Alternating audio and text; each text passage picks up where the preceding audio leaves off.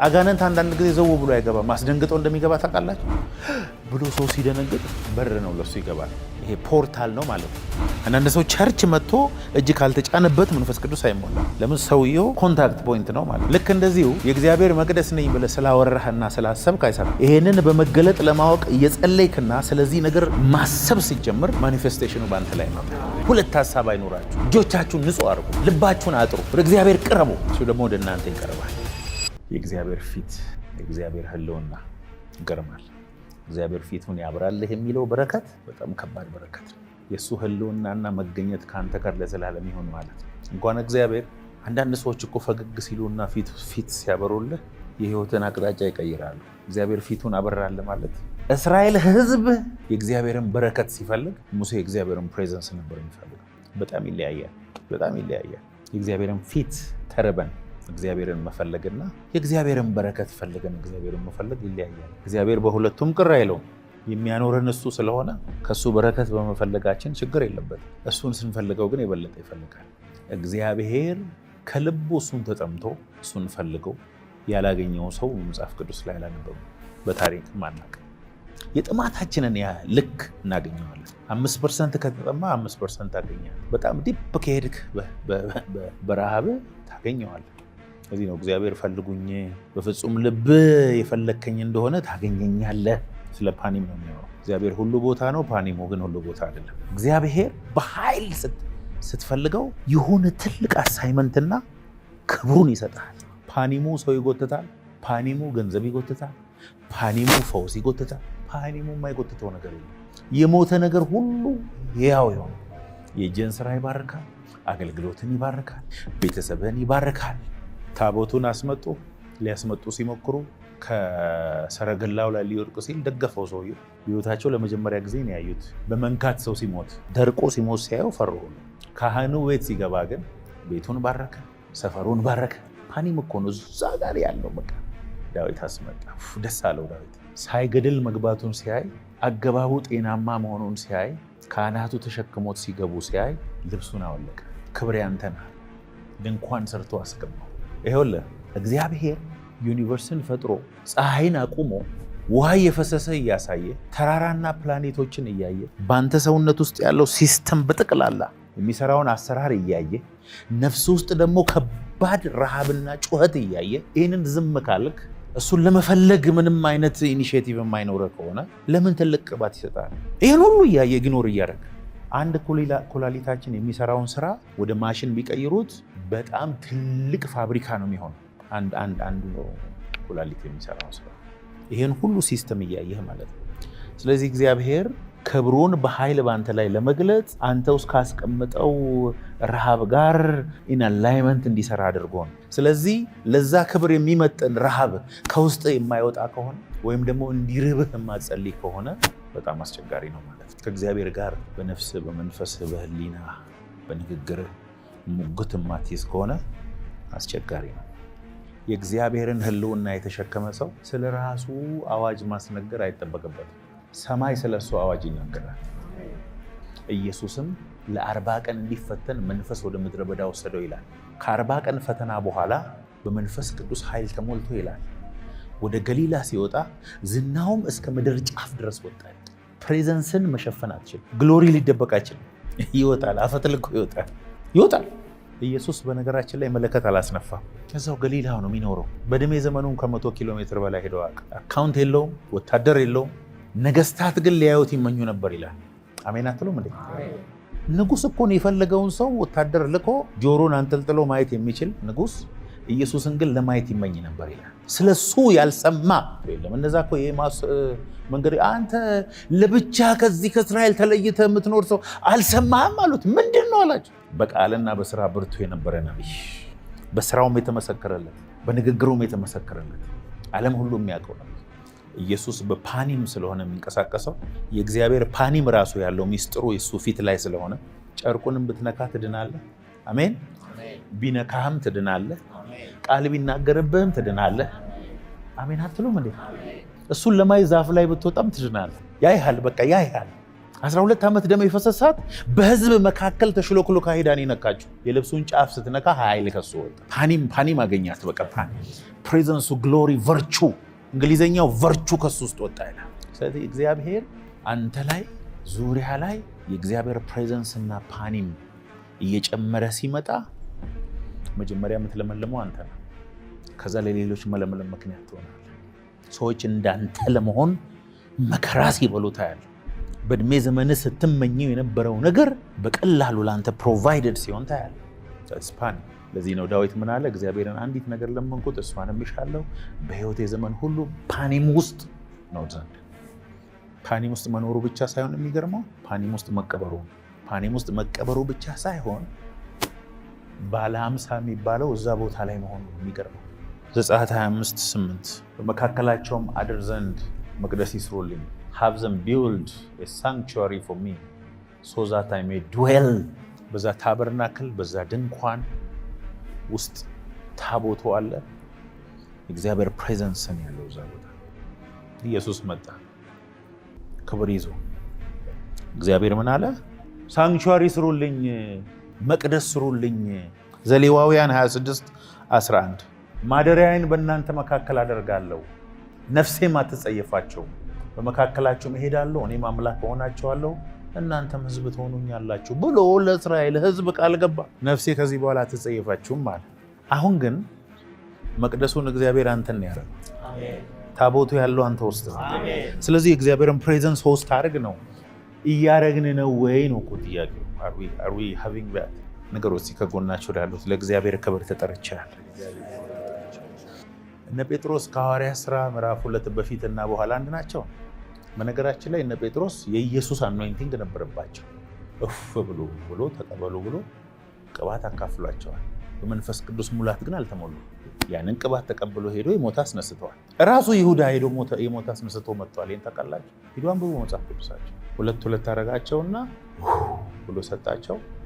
ሙታን አስነሳን፣ እንደዚህ ሆነልን፣ አጋንንት በስምህ ታዘዙልን ብሎ ሲመጡ አትደነቁ በሱ አላቸው። ሐዋርያት ሥራ ምዕራፍ 2 ላይ ነው መንፈስ ቅዱስ የወረደባቸው።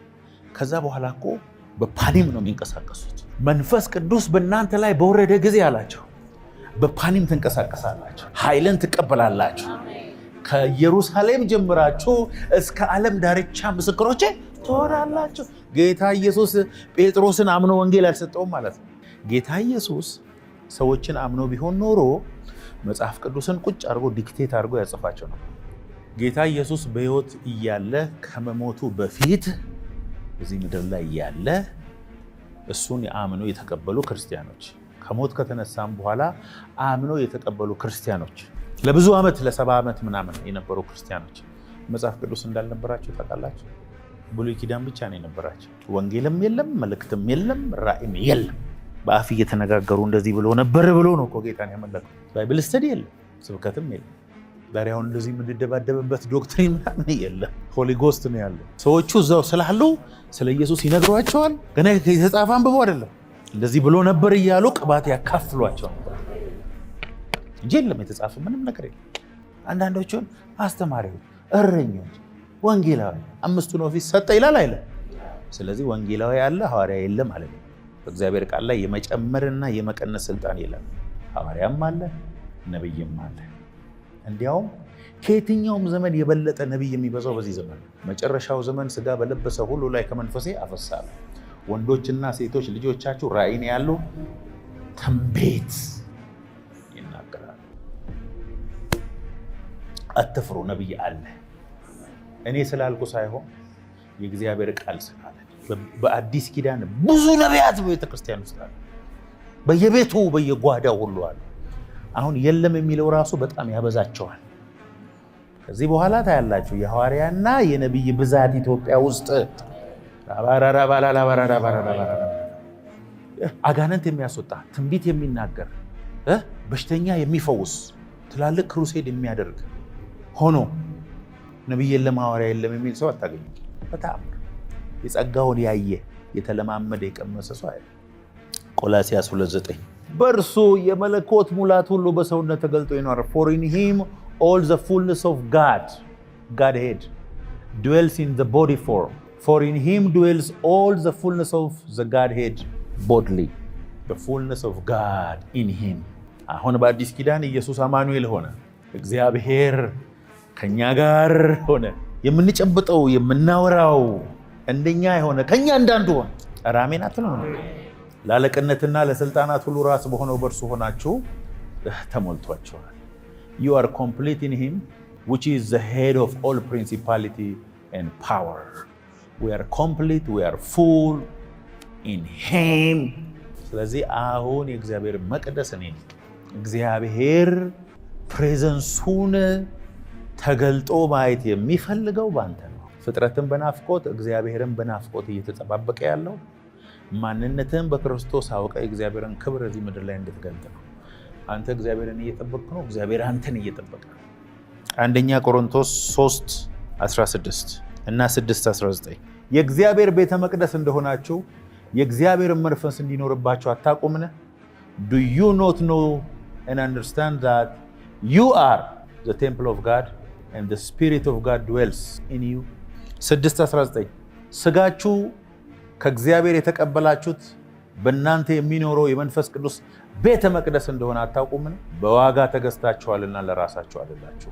ኤፌሶን 2:22 በእርሱም እናንተ ደግሞ ለእግዚአብሔር መኖሪያ ለመሆን በመንፈስ አብራችሁ ትሰራላችሁ። In him you are also being built together into a dwelling place of God in the Spirit.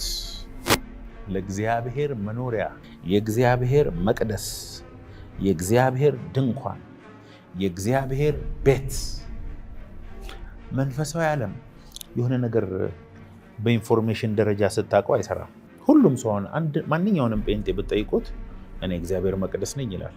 የተገለጠለት ደግሞ አለ የእግዚአብሔር መቅደስ መሆኑ በቃ የሚያስደነግጠውና የሚያስቧርቀው ሰው ደግሞ አለ። ይህ መንፈሳዊ አስተሳሰብ እንዲያስብ የሚያደርግ በሱ ሰውዬ ውስጥ የዚህ ቃል እውቀት ይገለጥበታል ማለት ነው። አጋንንት አንዳንድ ጊዜ ዘው ብሎ አይገባም። ማስደንግጠው እንደሚገባ ታውቃላችሁ ብሎ ሰው ሲደነግጥ በር ነው ለሱ ይገባል። ይሄ ፖርታል ነው ማለት ነው። አንዳንድ ሰው ቸርች መጥቶ እጅ ካልተጫነበት መንፈስ ቅዱስ አይሞላም። ለምን? ሰውየው ኮንታክት ፖይንት ነው ማለት ነው። ልክ እንደዚሁ የእግዚአብሔር መቅደስ ነኝ ብለህ ስላወራህና ስላሰብክ አይሰራም። ይሄንን በመገለጥ ለማወቅ እየጸለይክና ስለዚህ ነገር ማሰብ ሲጀምር ማኒፌስቴሽኑ በአንተ ላይ ነው። መንፈሳዊ ዓለም ጥልቅ ነው። እኔ እግዚአብሔር መቅደስ ዶንት ሜስ ዊዝ ዘ ሃውስ ኦፍ ጋድ። ጌታ ኢየሱስ እዚህ ምድር ላይ ክብር ገልጦ ነው የኖረው። ሃይማኖት አልመሰረተም፣ መንገድ ነው ያሳየው። እኔ ያደረግኩትን ታደርጋላችሁ፣ እንዲያውም የበለጠ ታደርጋላችሁ። እግዚአብሔር አብ እኔን በወደደበት ፍቅር መጠን እናንተንም ይወዳቸዋል። So you have to manifest the glory of God. የእግዚአብሔር መንግስት ጽድቅና ሰላም በመንፈስ ቅዱስ የሆነ ደስታ manifest it። እግዚአብሔር ፕሬዘንስ ሲመጣ ሰላም ነው የሚነሳ፣ እረፍት ነው የሚሰማ። እሺ እግዚአብሔርን እንዴት አድርገን ካልቲቬት እናድርገው? እንዴት አድርገን በህይወታችን እናብዛው? ያዕቆብ 4:8 ወደ እግዚአብሔር ቅረቡ፣ ወደ እናንተ ይቀርባል። እናንተ ኃጢአተኞች እጆቻችሁን አንጹ፣ ሁለትም ሐሳብ ያላችሁ እናንተ ልባችሁን አጥሩ። ምን ይላል? በልቡ የሚጠራጠር የሚወላውል ሰው ከእግዚአብሔር አንዳች እንደሚያገኝ እንዳያስብ ይላል። እንግሊዝኛው ደብል ማይንድ አትሁኑ። ሁለት ሐሳብ አይኖራችሁ። እጆቻችሁን ንጹህ አድርጉ፣ ልባችሁን አጥሩ፣ ወደ እግዚአብሔር ቅረቡ፣ እሱ ደግሞ ወደ እናንተ ይቀርባል። መዝሙር 104 Enter his gate with songs of thanksgiving። ወደ አደባባዮቹ ወደ ጌቱ ወደ እግዚአብሔር ህልውና በሩ ያለበት ህልውና ውስጥ ምስጋናን ይዛችሁ ወርሺፕን ይዛችሁ እልልታን ይዛችሁ መዝሙርን ይዛችሁ ግቡ ነው የሚለው። መንፈስ ይሙላባችሁ እንጂ በወይን ጠጅ አትስከሩ፣ ይህ ማባከን ነውና። እንዴት? በመዝሙርና በዝማሬ በመንፈሳዊ ቅኔ ለጌታ በልባችሁ ተቀኙና ዘምሩ። Be thankful. Thank you. Be spiritual. ህይወት መንፈሳዊ ነው። ምስጋና ወደ አደባባዮቹ ነው የሚያስገባ። ወርሺፕ ደግሞ ወደ ግሎሪ ነው የሚያስገባ። አሜን አሜን አሜን። በምስጋና ወደ አደባባዮች እንገባለን። ምስጋና ወደ አደባባይ ያስገባል። ወደ ቅድስት ደግሞ ወርሺፕ ያስገባል። ግሎሪ ማኒፌስት ያደርጋል። ስፒሪታችን እንደሱ ነው። ፍጥረት እየጠበቀ ያለው የሆነ ድንኳን፣ የሆነ ፎቅ፣ የሆነ ሙቭመንት ሳይሆን አንድ ኢንዲቪጁዋል ግሎሪ ከገለጠ ምድር ትፈወሳለች። ጴጥሮስን እስቲ ያስቡት። በዛን ዘመን ድፍድፍ ቅባት ተሸክሟል። ጥላው ይፈውሳል። ጣቢታን የወላችሁ ቀሚሷን እንዲያርገው መጥቶ ነካ አድርጎ ነው የሚያስነሳ። ተገረሙ ማለት ኢየሱስ ላይ የነበረው ራሱ እነሱም ላይም ተደገመ። ደስ አላቸው። እነሱ ደስ የሚላቸው ባይዞ ሰው ሲፈወስ ሳይሆን አይታችሁ ከሆነ ስለ ስሙ ሲወገሩ ደስ አላቸው ይላል። ዋው ክብር አየን ብሎ ማለት ሁሉ 120 12 እኮ አይደሉ 120 ከመንገድ ላይም ዘሎ የገባ የተመቹት ኢየሱስ ሲያስተምር ያየ እኔም ከእናንተ ጋር ወይ ልሆን ብሎ የገባም አለ። ስለዚህ በጌታ በኢየሱስ ስም ኃይል ይገለጥባቸው እባካችሁ። ጌታ ኢየሱስ ሊመጣ ነው። በደጅ ነው፣ በደጅ ነው፣ በደጅ ነው። ይሁንላችሁ ከመምጣቱ በፊት ግሎሪ ሳትገልጥ ዘመን አይለፍ። በቃ ልባችን ከተያዘበት ነገር እንውጣ በናዝሬቱ በኢየሱስ ስም። ይህ በኑሮ ተያዘ፣ በምናምን ተያዘ፣ በፌም ተያዘ። ፍላጎታችን ብዛቱ ማለቂያ የለው። ዓለም እንደኛ መሆን እንዲመኝ ማድረግ ሲገባን እኛ እንደነሱ ለመሆን ስንመኝ እግዚአብሔር ዘመን የሚሻገር ቅባት ይስጣችሁ። አሜን። እግዚአብሔር እንደዚህ አይነት እሳት ይለኩስባችሁ። አሜን። ክርስትና ኃይል ከሌለው፣ ክርስትና የእግዚአብሔር ክብር ከሌለበት፣ ክርስትና መንፈስ ቅዱስ ሙቭ የማያደርግበት ከሆነ ዓለም ላይ ካሉ ሪሊጅኖች ሁሉ ቦሪንግ ነው። ያለ መንፈስ ቅዱስ ክርስትና ዴድ። አሁን የምፈልገው በእናንተ ፓኒሞ ተገልጦ ማየት ነው። ምስጋና ወደ አደባባዮቹ ነው የሚያስገባ። ወርሺፕ ደግሞ ወደ ግሎሪ ነው የሚያስገባ። አሜን አሜን አሜን። በምስጋና ወደ አደባባዮች እንገባለን። ምስጋና ወደ አደባባይ ያስገባል። ወደ ቅድስት ደግሞ ወርሺፕ ያስገባል። ግሎሪ ማኒፌስት ያደርጋል። ስፒሪታችን እንደሱ ነው። ፍጥረት እየጠበቀ ያለው የሆነ ድንኳን፣ የሆነ ፎቅ፣ የሆነ ሙቭመንት ሳይሆን አንተ አንድ ኢንዲቪጁዋል ግሎሪ ከገለጠ ምድር ትፈወሳለች። ጴጥሮስን እስቲ ያስቡት። በዛን ዘመን ድፍድፍ ቅባት ተሸክሟል። ጥላው ይፈውሳል። ጣቢታን የወላችሁ ቀሚሷን እንዲያርገው መጥቶ ነካ አድርጎ ነው የሚያስነሳ። ተገረሙ ማለት ኢየሱስ ላይ የነበረው ራሱ እነሱም ላይም ተደገመ። ደስ አላቸው። እነሱ ደስ የሚላቸው ባይዞ ሰው ሲፈወስ ሳይሆን አይታችሁ ከሆነ ስለ ስሙ ሲወገሩ ደስ አላቸው ይላል። ዋው ክብር አየን ብሎ ማለት 120 12 እኮ አይደሉ 120 ከመንገድ ላይም ዘሎ የገባ የተመቹት ኢየሱስ ሲያስተምር ያየ እኔም ከእናንተ ጋር ወይ ልሆን ብሎ የገባም አለ። ስለዚህ በጌታ በኢየሱስ ስም ኃይል ይገለጥባቸው እባካችሁ። ጌታ ኢየሱስ ሊመጣ ነው። በደጅ ነው፣ በደጅ ነው፣ በደጅ ነው። ይሁንላችሁ ከመምጣቱ በፊት ግሎሪ ሳትገልጥ ዘመን አይለፍ። በቃ ልባችን ከተያዘበት ነገር እንውጣ በናዝሬቱ በኢየሱስ ስም። ይህ በኑሮ ተያዘ፣ በምናምን ተያዘ፣ በፌም ተያዘ። ፍላጎታችን ብዛቱ ማለቂያ የለው። ዓለም እንደኛ መሆን እንዲመኝ ማድረግ ሲገባን እኛ እንደነሱ ለመሆን ስንመኝ እግዚአብሔር ዘመን የሚሻገር ቅባት ይስጣችሁ። አሜን። እግዚአብሔር እንደዚህ አይነት እሳት ይለኩስባችሁ። አሜን። ክርስትና ኃይል ከሌለው፣ ክርስትና የእግዚአብሔር ክብር ከሌለበት፣ ክርስትና መንፈስ ቅዱስ ሙቭ የማያደርግበት ከሆነ ዓለም ላይ ካሉ ሪሊጅኖች ሁሉ ቦሪንግ ነው። ያለ መንፈስ ቅዱስ ክርስትና ዴድ። አሁን የምፈልገው በእናንተ ፓኒሞ ተገልጦ ማየት ነው። እግዚአብሔር ከሸለማችሁ በገንዘብ ሳይሆን፣ በዝና ሳይሆን፣ በሆነ ነገር ሳይሆን እግዚአብሔር በክብሩ ይሸልማችሁ።